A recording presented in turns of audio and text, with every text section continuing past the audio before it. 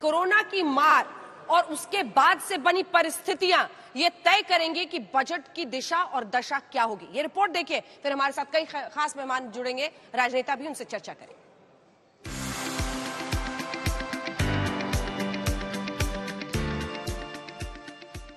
ये बजट सत्र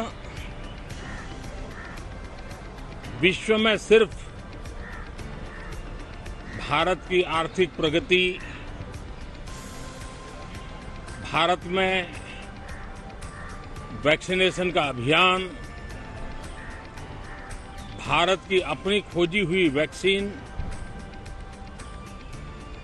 पूरी दुनिया में एक विश्वास पैदा कर रही है। बजट में हम व्यापारियों के लिए छूट चाहते हैं कि आपका इनकम टैक्स में छूट हो, जीएसटी का आराम से भरा जाए। महंगाई की मार सब तरफ पड़ी हुई है और भयंकर मार है महंगाई की।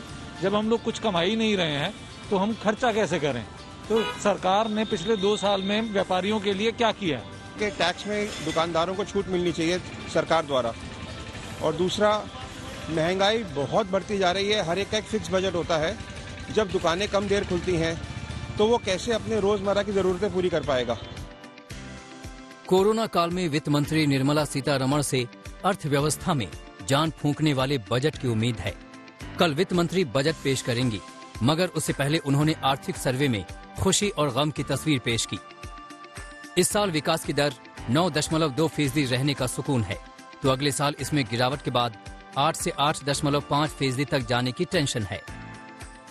We want manufacturers to come into India is clearly to say we want to build on our strength, but yet link with the global value chains.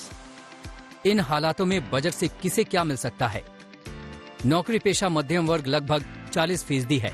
इस पर कोरोना काल में बेरोजगारी, महंगाई का डबल अटैक हुआ। क्या वित्त मंत्री नौकरी और वेतन में कटौती की भरपाई करेंगी? मध्यम वर्ग के हाथों में पैसा नहीं आया और उसने खर्च नहीं किया तो खामियाजा देश के विकास को ही भुगतना होगा। इस पर टैक्स में छूट पर सबकी नजर है। मौजूदा समय में टैक्स छूट की लिमिट 2.5 लाख रुपए है। ये पिछले करीब 8 सालों से नहीं बढ़ी है। आखिरी बार टैक्स छूट की लिमिट को 2 लाख रुपए से बढ़ाकर 2.5 लाख रुपए किया गया था। क्या इस बार ये लिमिट 3 लाख होगी? चुनावी मौसम में आ रहे बजट पर किसानों का मुद्दा छाया रहेगा। 2022 तक किसानों की आय दोगुनी करने का वादा मोदी सरकार ने किया था। 2016 में किए गए वादे को 6 साल हो गए।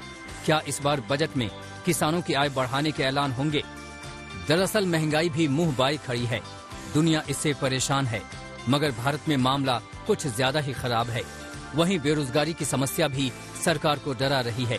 तो क्या कल वित्त मंत्री जी इन सारी समस्याओं का समाधान देने वाला बजट लेकर आ रही हैं? आज तक ब्यूरो।